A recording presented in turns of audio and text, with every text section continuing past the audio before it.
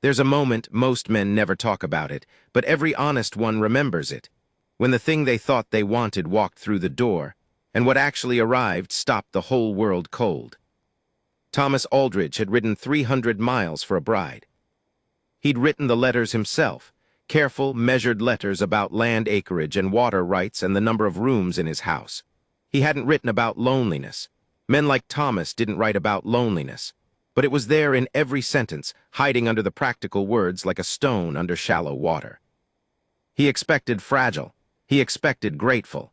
He expected someone who would fold herself into the shape of his life the way women were supposed to, quietly, gratefully, without complaint. What stepped off that wagon was something else entirely. Her name was Lena, half Apache, raised on the Mescalero land before the agency took everything and scattered what was left. She stood like the land itself stood, not asking permission, not apologizing for the space she occupied. And Thomas Aldridge, who had never in 41 years been genuinely afraid of a woman, felt something shift in his chest that he couldn't name. This is that story. Not a love story, not exactly. Not a war story, either. It's the story of what happens when a man's assumptions meet a woman who has already survived everything those assumptions were built on. I was there, I watched most of it. And I still don't know how to explain what I saw, except to say that by the end, I understood something about strength that I had spent 30 years getting entirely wrong. My name is Cal Bearden, and I keep a logbook. I've kept one since I was 19, riding fence line for the Harlan spread up near the Guadalupe foothills. Back then I wrote down whether and cattle count and which sections of wire needed replacing. Practical things. Over the years the entries got stranger. Less about cattle, more about people. I don't know when it happened exactly, the shift from recording what the land was doing to recording what people were doing on top of it. But here I am, 44 years old, running a mid-sized supply operation out of Canyon Wells, and my logbook has about 3,000 pages of human behavior in it that I can't explain and can't stop writing down. I note that now because everything I'm about to tell you, I wrote it down the same night it happened. The handwriting gets shaky in places. Make of that what you will. Thomas Aldridge came into my store on a Tuesday in late September. I knew him the way you know everyone in a territory this size, not well but enough. He ran cattle on a section east of Malpais Creek. Good land, decent water access, isolated in the way that land out here is always a little isolated. He'd lost his first wife to fever 4 years back. No children. His younger brother Jonas worked the spread with him.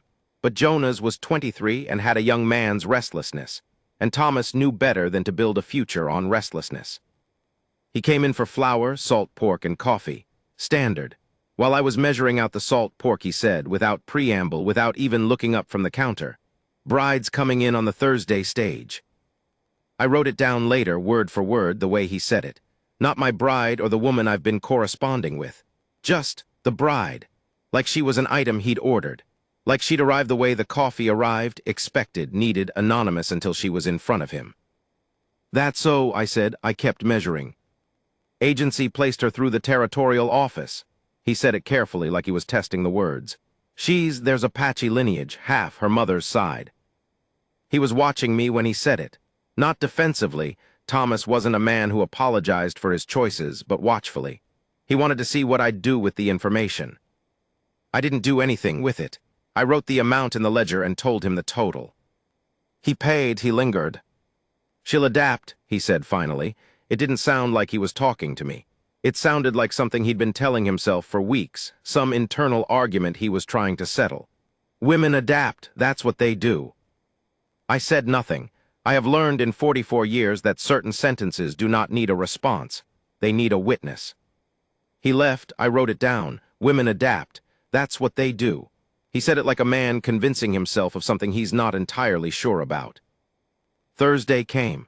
I had business at the stage office anyway, a shipment of goods from Albuquerque that I needed to sign for, so I was there when the stage came in. It was one of those September mornings that can't decide what it wants to be. The sky was doing something complicated in the west, clouds building slow and dark over the ridge, but the air still held morning coolness, the kind that makes the sage smell sharp and real. Half a dozen people were gathered around the stage depot, not all of them there for arriving passengers. Some were just there the way people are always there when something's arriving, Because out here in Canyon Wells, arrival is an event. Thomas was standing apart from the others. He dressed carefully, not formally but carefully. Newish shirt, hat that had been brushed. He was holding it in front of him with both hands, turning it slightly, a small rotating motion he probably wasn't aware of. I noted the hat turning in the logbook later.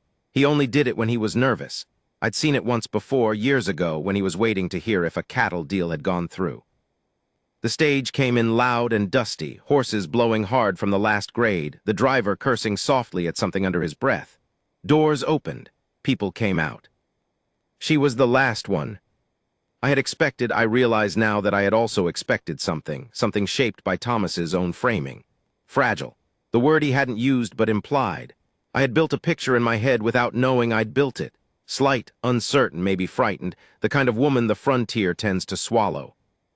What stepped down from that stage was none of those things. She was tall, not dramatically tall, but tall in a way that was immediately apparent.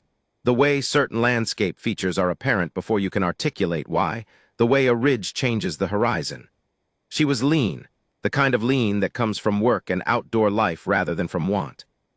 Her hair was dark and thick, and she wore it partly braided, a practical braid that kept it back from a face that was, I don't have better words for this, composed. Not beautiful in the soft way that word usually gets used. Composed, like a thing that had been tested and found sufficient and knew it. She was carrying a single bag, canvas, heavy by the way she held it, but she held it without effort, without shifting it to demonstrate she was managing. She just held it. She looked at the depot, she looked at the street beyond it, she looked at Thomas. Thomas had stopped turning his hat. I am going to be precise about what happened next, because I have thought about it many times since, and I think the precision matters. She walked toward him, he walked toward her. They met in the middle of the dusty stretch between the stage and the depot awning, and there was a moment, maybe 3 seconds, maybe 5, where neither of them spoke. He was taller than her by several inches. He was broader. He had, objectively, the physical advantages of size and circumstance and standing. He owned land. He had money in the bank in Santa Fe. He had invited her here, which meant he held a kind of power over the terms of the arrangement. None of that was visible in those 5 seconds. What was visible was that she was looking at him the way you look at terrain you're about to cross, not fearfully, not aggressively, assessingly, like she was gathering information, like she was doing the same thing I do with my logbook but faster internally with her eyes. Thomas Aldridge, he said. Lena, she said. She didn't offer a last name. Later I would learn she didn't have one anymore, not one she used. The agency had assigned one, she didn't use it. I have a wagon, he said. I see it, she said. Another pause, the kind of pause that is wait. Long ride, he said. Yes. You hungry? She considered this, not performing consideration, actually considering, like hunger was a question that deserved a real answer rather than a social one. I could eat, she said. That was it, that was the whole introduction. He picked up her bag, she let him, without protest, but also without gratitude, the way you let someone hold a door, and they walked toward the small restaurant 2 buildings down from the depot. I stood there with my shipment paperwork forgotten in my hand. I wrote later, she let him pick up the bag, not because she needed him to, because she'd decided that was how it was going to go. There's a difference. I've never seen a woman make that distinction so clearly. I want to talk about the meal because I was there for it. Not by design, I'd been planning to eat at that same restaurant before the stage arrived, and I wasn't going to let the arrival of Thomas's bride change my plans. I sat at a table across the room and I ate my food and I watched them, which I am aware sounds worse than it was. It's the logbook habit. I can't turn it off. Thomas ordered for both of them, which was the custom. Lena looked at the order when it came and ate what she wanted and left what she didn't, which was not the custom. Thomas noticed. He didn't say anything, but he noticed. They talked. I couldn't hear all of it. The restaurant had other noise in it, conversations and a woman fussing at a child near the window, but I caught pieces. He was asking her practical questions, about where she'd come from most recently, about what she knew about cattle work, about whether she'd ever run a household of significant size.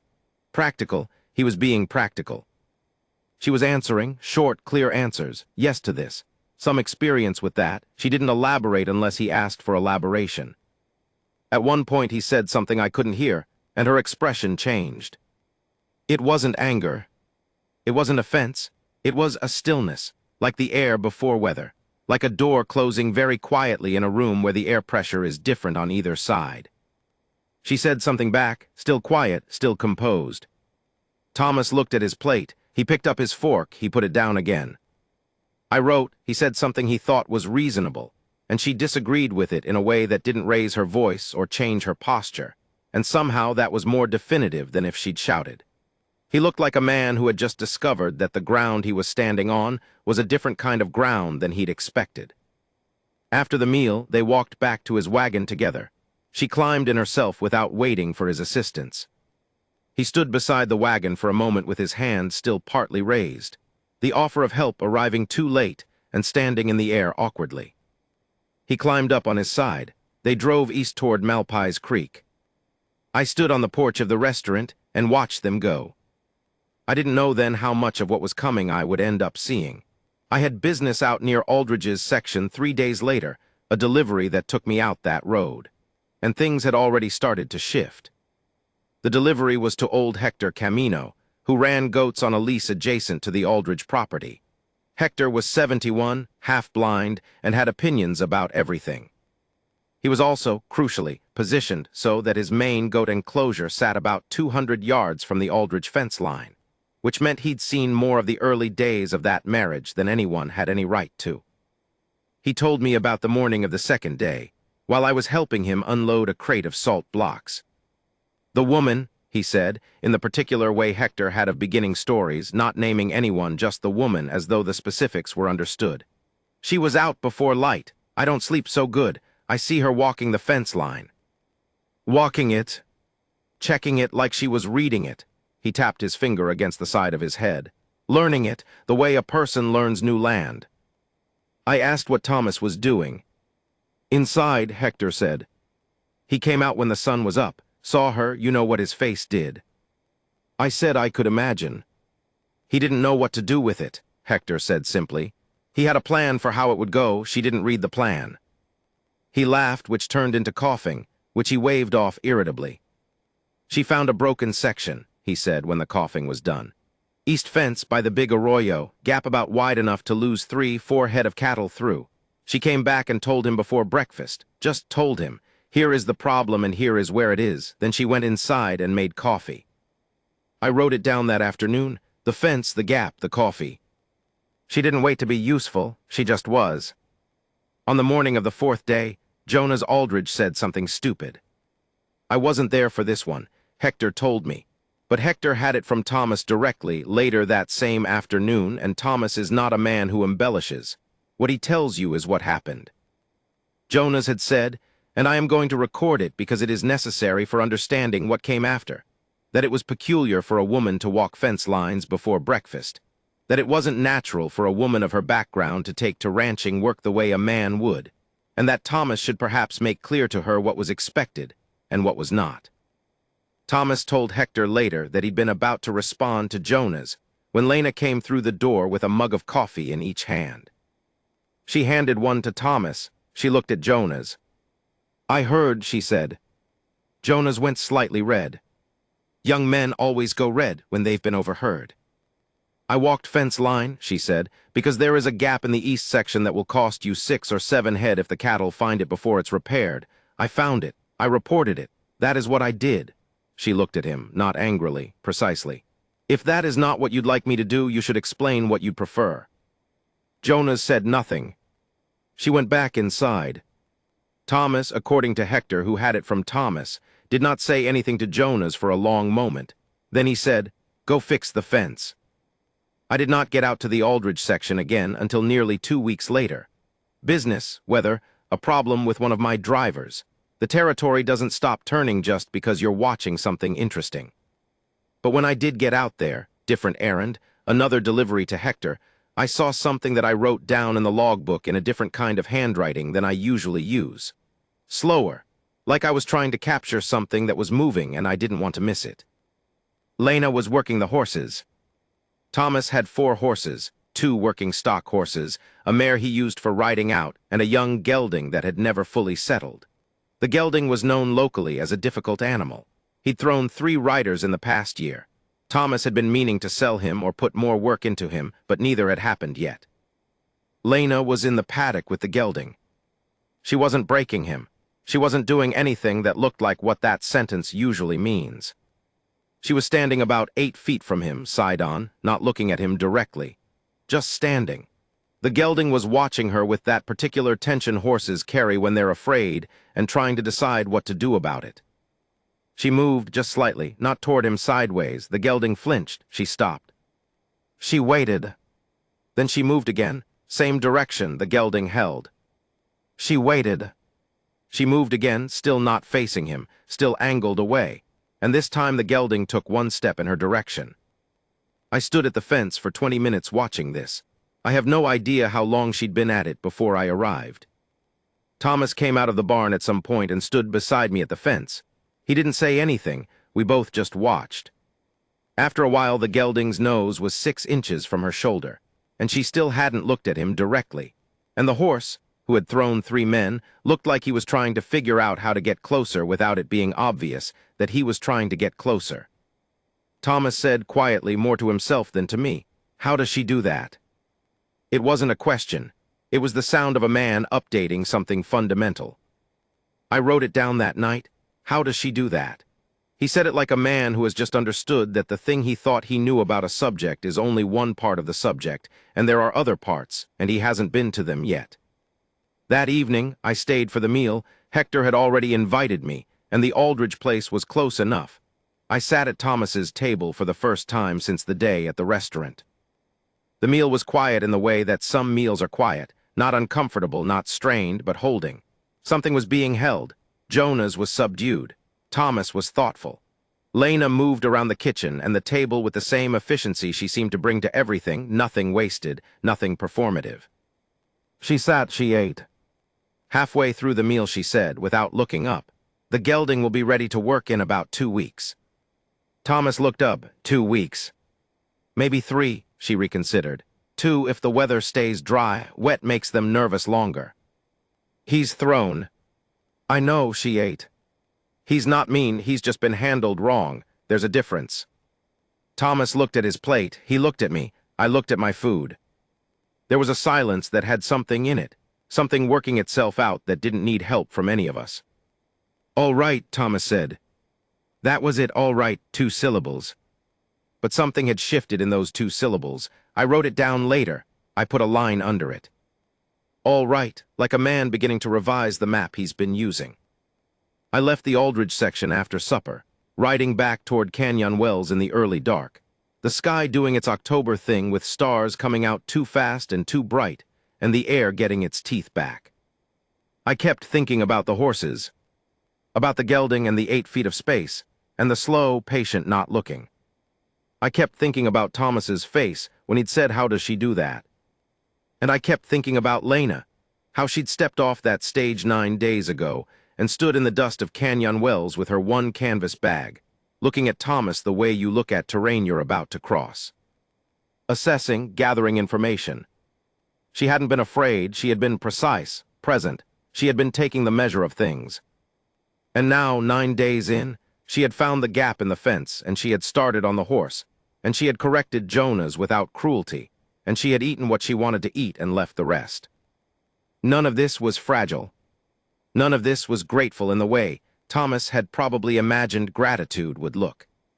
But here was the thing I couldn't stop turning over on that night ride, the thing that kept interrupting my thoughts. Thomas had looked at the paddock fence that afternoon and said, "How does she do that?" in the voice of a man who was genuinely asking. Not resisting, not retreating. Asking. That was the first moment I thought, this might become something real. I wrote it down at the end of that day's entry, then I crossed it out, then I wrote it again and left it. He's updating the map.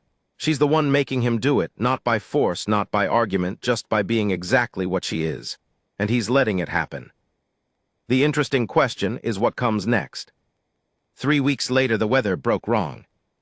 I was in Canyon Wells when it happened, watching from the window of my office above the supply store while the sky went the particular shade of green-gray that means nothing good. We'd had dry weeks. The ground hardened into that autumn crust that looks solid but isn't. And when the rain came, it came sideways and it came fast. and the creek systems in the territory, including Malpais Creek, which ran through the lower third of the Aldridge section, went from low and quiet to something else in about 4 hours. I heard about the cattle situation the next morning from a writer who came through heading west. He said Aldridge lost his south pasture fence to the flooding. Cattle scattered. He's running half of them from the foothills already. I saddled up. When I reached the Aldridge section in the early afternoon, the scope of it was immediately apparent. The south pasture wasn't a fence problem. The south pasture didn't exist the way it had existed 48 hours ago. The flooding had pushed through a low point in the terrain with enough force to take 200 yards of fencing clean out, posts and wire together, and the creek itself had jumped its bank and was running through ground that had been grazing land 3 days ago. Mud and debris everywhere. The smell of turned earth and wet wood and something else, that particular smell of disrupted livestock, which is a combination of fear and displacement that I cannot describe precisely, but any rancher knows immediately. Thomas was on horseback in the middle of it. Mud to the horse's belly in places. He was directing his 2 ranch hands, Miguel and a younger man named Drew, toward the foothills where a portion of the cattle had apparently retreated in the night. His face was the face of a man doing arithmetic he doesn't like, calculating losses against what's recoverable, running through options with the particular grim focus that disaster requires. Lena was not where I expected her. I found her when I rode the perimeter. She was on the far east side of the property, where the flooding hadn't reached, but where the runoff had created a new drainage path that was actively cutting a channel through the lower pasture. If that channel finished cutting itself, which, left alone, it would undermine the eastern fence line and potentially open another gap. She'd seen it.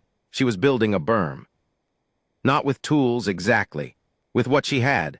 Stones from the creek bed, packed earth, a section of wood from somewhere. It was not a sophisticated operation. It was a person who had looked at a problem and decided that the response to a problem was to go deal with it, and so she was dealing with it. I rode over, she looked up. The east fence, I said. I could see it from where I was. If this runs another 6 hours like this, she said, it cuts through the hardpan and takes the fence posts. That's another gap. She shifted another stone. Thomas needs to know the south herd is further east than he thinks. I tracked them before the second rain band came in, about 2 miles into the Camino lease area. I stared at her. You tracked them when? Before dawn. It was still raining before dawn. She looked at me briefly. Yes. I looked at the berm she was building. I looked at the channel. I dismounted and started moving stones. We worked for about 40 minutes before she said, without stopping, "He's going to blame himself for the fence." "The flooding took the fence," I said. "He set the posts last spring. He knows they were shallow on the south side. He cut the depth to save time." She moved a stone. "He hasn't said it yet, but he's been carrying it since this morning." I thought about how she'd know that. I thought about someone who has spent weeks learning a man the way she'd spent those weeks, carefully, directly, without pretense, and what that kind of attention produces, what you see when you really look. "You going to say something to him about it?" I asked. She considered this the same way she'd considered hunger on the day she arrived, with genuine internal process, not performance. "Not yet," she said. We got the berm built enough to slow the channel by mid-afternoon. The rain had eased to a persistent gray drizzle. I rode back around to find Thomas. He was back at the main yard by then, off his horse, talking to Miguel. The cattle situation was coming clearer. They hadn't lost as many head as feared, and Lena's tracking intelligence about the east location was already proving correct. Jonas had ridden out with Drew in that direction and come back with most of the missing animals in the past hour. Thomas was listening to Miguel's count when I arrived. He listened. He nodded. He was doing the math. When Miguel moved off, he said, to no one in particular, "Could have been worse." "Could have been," I said. He looked at me. "She told you where the cattle went." "She tracked them before dawn." He said nothing for a moment. He was looking at the south pasture, at the ruined fence line, at the creek still running through the lower ground, at the 200 yards of damage. "The posts were shallow," he said. "Flooding like this." No, his voice was flat, not self-pitying, corrective, precise in the same way Lena was precise. "The posts were shallow. I knew it when I set them. I was trying to finish the south line before the crew left for winter, and I cut depth to do it. He exhaled. This is on me. I didn't say anything. I had learned from him, and from her, apparently, the value of not filling every silence. She told you about the East Berm, he said. She built most of it. He looked at me for a moment with an expression I had not seen on Thomas Aldridge in the years I'd known him. Not quite surprise, not quite something else. Adjustment, maybe. The look of a man making a real-time correction. She was up before I was, he said. It came out quiet. I got up before light because of the flooding. I heard it change pitch in the night, and she was already gone. I didn't know where she was. He paused. It took me a moment to understand that she was out doing something useful rather than I didn't know where she was. He'd been worried, I realized. He'd woken to the flooding, and she was already out in it, and he'd had a moment of something. I didn't write the word he used. I'm not sure he used one. But it was there in the way he'd said I didn't know where she was. She's building the map too, I said without quite planning to say it. He looked at me.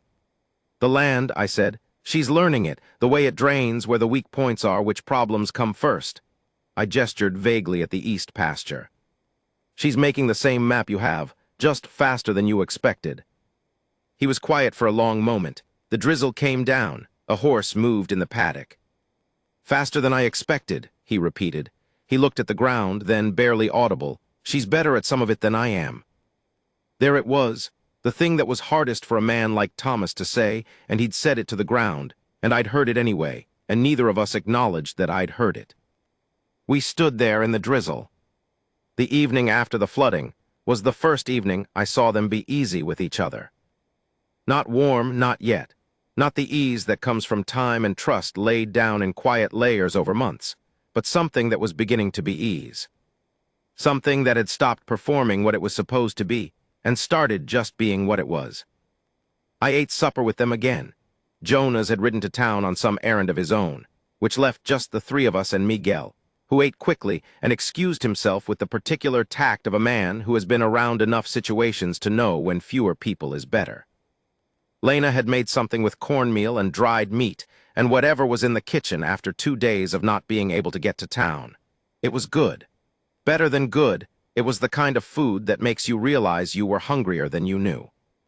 Thomas said so, not elaborately, not a speech, not a performance of gratitude. He just said, "This is good." She said, "The cornmeal's going low. I'll need to get more when the road dries." "I'll take you in," he said. Then he seemed to reconsider the phrasing. "Or you can take the wagon yourself. You know the road." A small pause. "I'll take you," she said. "I don't know where the account is." He told her, the name of the store, the arrangement with the credit. He told her straight, like information being transferred to someone who needed it and would use it well, not like instruction, like partnership briefing. I looked at my cornmeal. Something had moved between them while I wasn't watching. Something the flood had done, maybe, the way floods do sometimes, washing away the arranged surfaces of things and leaving whatever was actually underneath. Thomas had said she's better at some of it than I am to the ground in the drizzle, and now he was telling her the name of the account. I wrote later, the flood took 200 yards of fence. It also took something else, some arrangement that had been set up without either of them quite agreeing to it. And what it left behind was something that neither of them had asked for, but that was starting, slowly, to look like something better. Late that night, I was staying over. The road back to Canyon Wells was still too muddy. I heard them talking. I was not eavesdropping. I was on the porch getting some air before sleep, because the house smelled of wet wool and kerosene, and I needed outside. Their voices were low, coming through the window behind me. I should have gone inside or moved further down the porch. I did not. "Thomas, were you afraid before coming here?" A silence. "Lena, yes." "Thomas, of what?" Her answer came slowly, like she was building it while she was saying it. "Of being managed.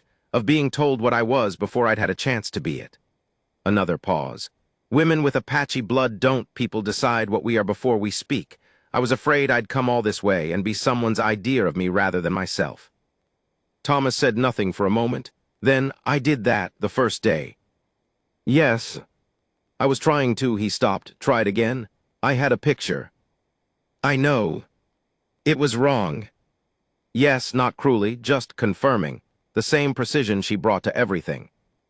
A long silence, wind moving in the juniper.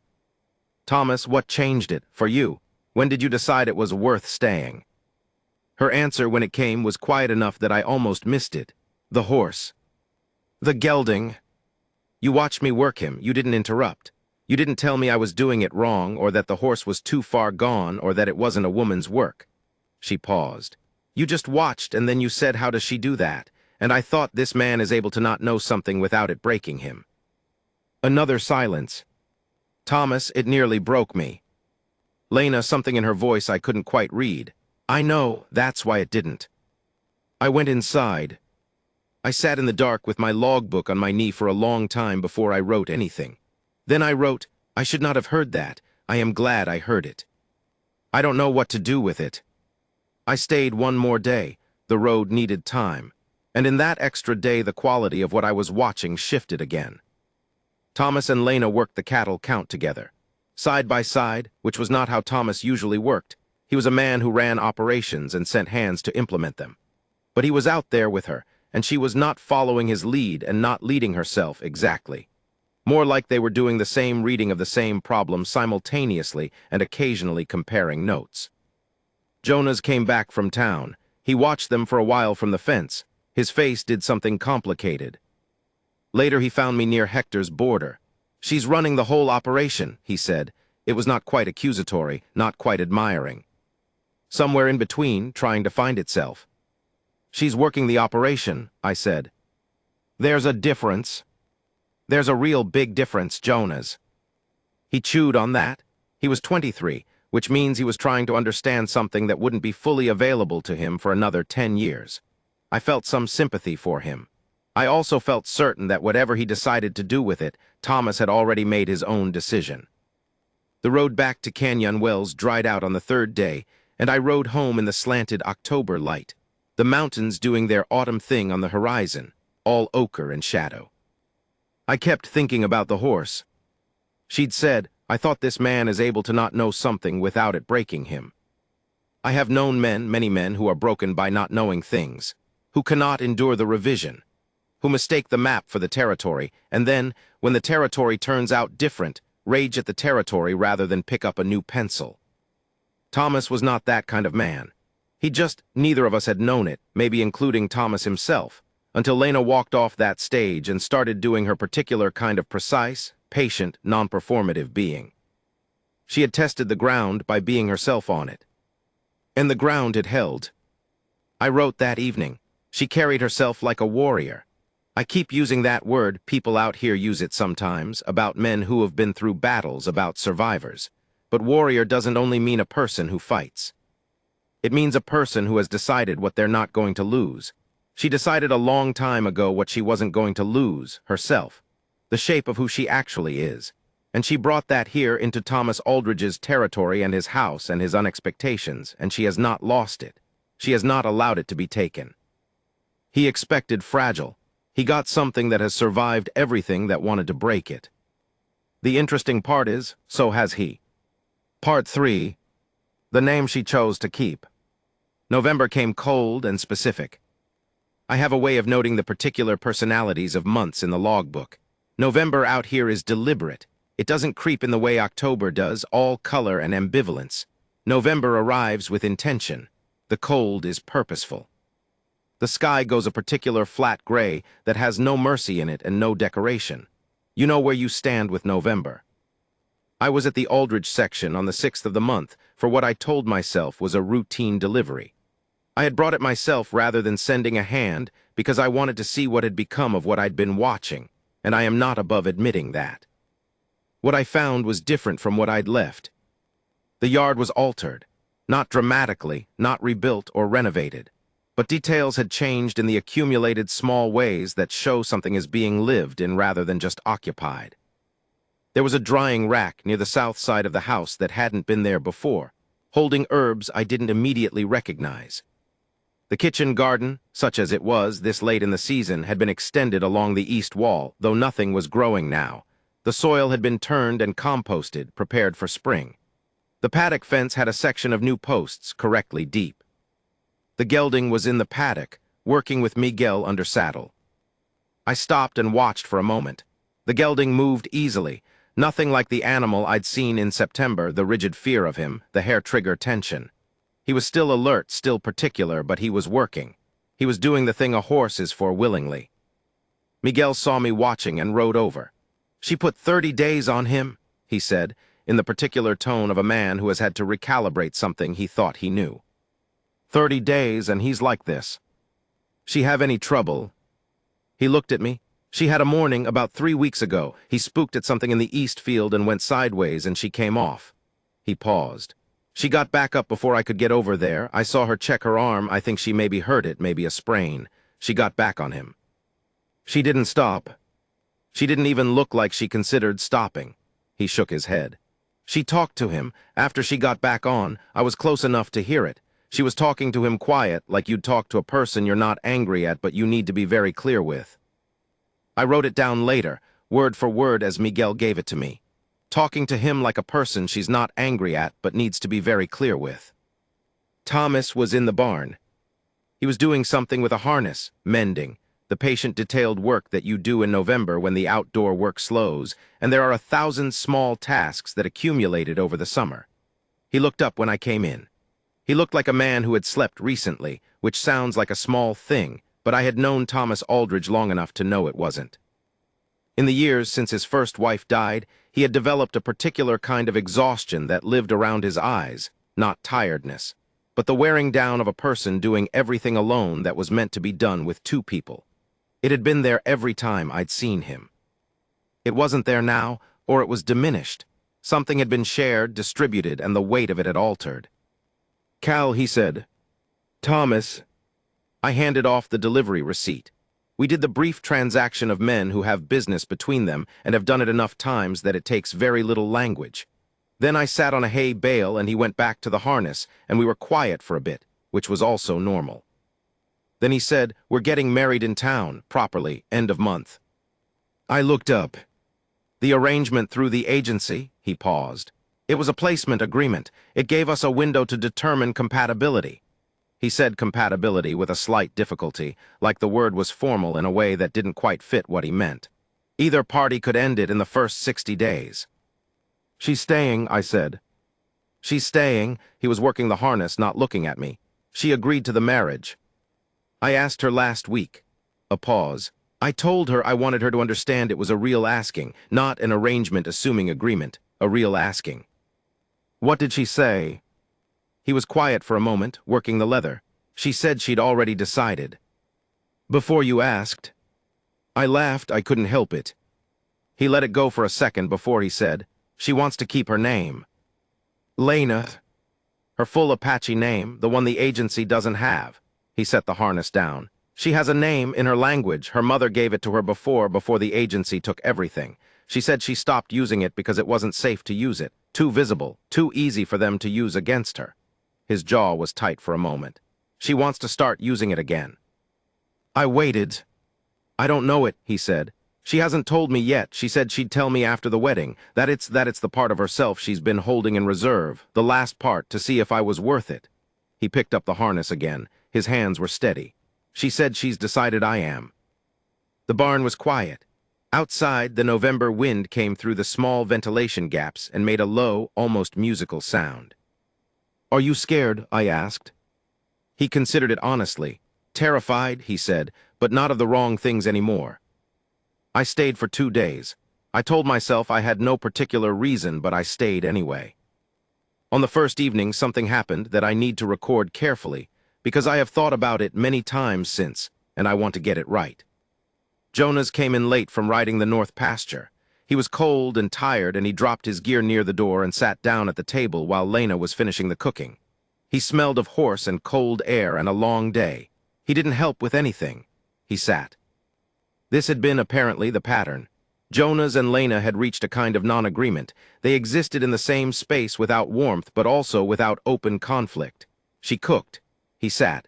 Thomas was usually there to act as a kind of unconscious buffer. Thomas wasn't there yet. He'd gone to bring in the night horses. Jonas said after a while, without looking up from the table, "Thomas tells me you're staying."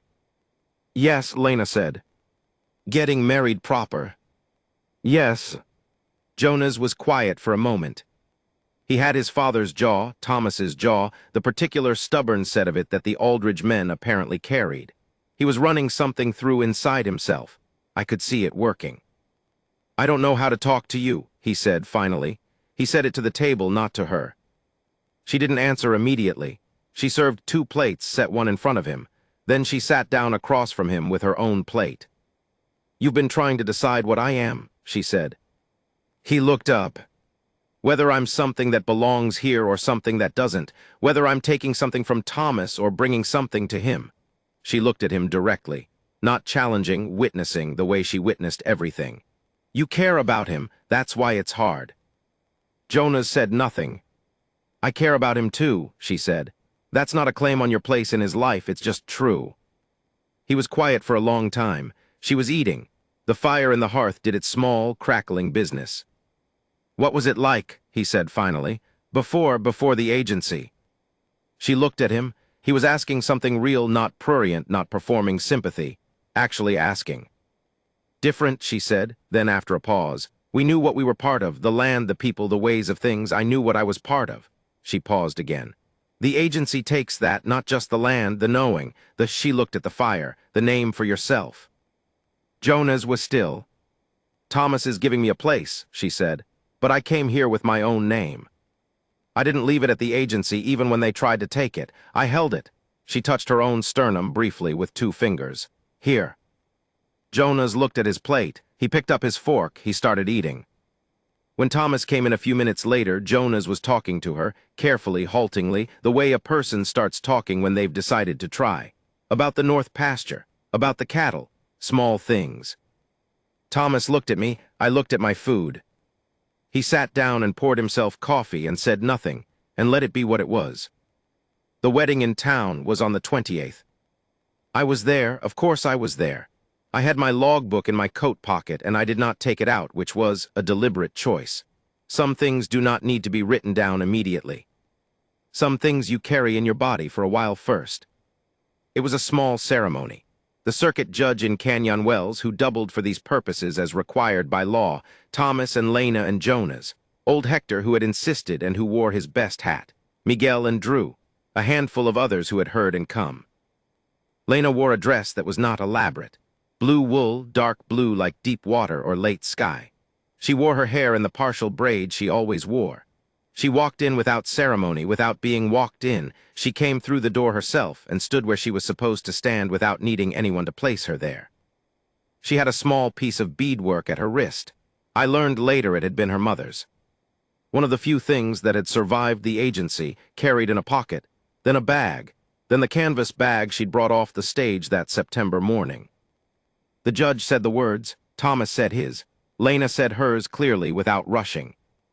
Afterward, outside, in the cold November air, with the mountains being themselves on the horizon and the sky being its flat particular self, she said something to Thomas quietly that I was not meant to hear and did not try to hear. But he looked at her for a long moment after she said it, and I realized she had told him. The name, the real one, the one her mother had given her. The one she'd carried inside herself through everything, the agency and the displacement, and the long, uncertain road to this cold, territorial town had put between her and it. He said it back to her, once. She closed her eyes for one moment, just one. Then she opened them and she was looking at him the way she'd looked at everything since the first day, assessing, gathering, seeing what was actually there. But something else was there now too, something that had come out of reserve. I looked away, I looked at the mountains. I stayed looking at the mountains for a while. I have one more thing to record about that day. On the ride back from the ceremony, Jonas had gone ahead. Thomas and Lena were in the wagon. I rode near Hector, who was on the small mule he always rode, and who moved at a comfortable old man's pace that suited both of us. Hector said after a while, "You've been watching all of this." "Yes," I said. "Writing it down." "Yes." He nodded. He had the satisfaction of a man whose goat enclosure had given him an excellent seat for something worth seeing. "She's Apache," he said. It wasn't a sentence about lineage. It was a sentence about something else, about equality, a particular kind of made thing. Her people were pushed off everything, land, name, language, everything. He was quiet for a moment. And she came here with her one bag, and she built the berm, and she trained the horse, and she told the boy to fix the fence. She did, I said. Because that's what you do, he said simply. When they take everything, you go somewhere else and you begin again. That's the only answer. He patted his mule's neck absently. She knows that. She's always known it. It's not strength like people talk about strength, not dramatic, not a speech. Just, he thought. Just beginning again, that's all it is. We rode. The territory opened up around us in all its November plainness. The scrub and the rock and the sky doing its colorless, patient business. I kept thinking about the beginning. He expected fragile. He had expected a woman who would fold herself into the shape of his life quietly and without complaint. He had expected someone the land had not yet broken, not knowing that the land and the agency and everything prior had already tried, had done their worst, had taken the territory and the name and the people and the ways of knowing. And she had come through all of it, not unharmed, nobody comes through all of it unharmed, but intact in the place that matters, carrying what couldn't be taken in that interior place where she'd pressed 2 fingers once briefly, talking to Jonas by the fire. She had not needed Thomas Aldridge to make her whole. She had been whole when she stepped off that stage with her one canvas bag, holding her mother's beadwork somewhere in a pocket. What she'd needed was a place where what she was could exist without apology, without the requirement to be someone's idea of her. And Thomas, this particular man, this specific 41-year-old cattle rancher with his shallow fence posts, and his hat-turning nervous habit, and his capacity to not know something without it breaking him, Thomas had turned out to be that. Accidentally, imperfectly, but actually. I wrote the last entry about this story that same night. It's longer than my usual entries. I don't normally editorialize, I record, but this one got away from me. Near the end I wrote, she carried the name for 18 years in a place where no one could take it. She gave it to him tonight in a doorway in the cold. I don't know what that means exactly, what it costs, what it gives, what it opens. But I know the look on his face when he heard it. I know what that look was. I crossed out the next line. Then I wrote it again differently and left it. She came expecting to adapt. He came expecting her to. Neither of them ended up being right, which is probably the only honest way any of this ever works.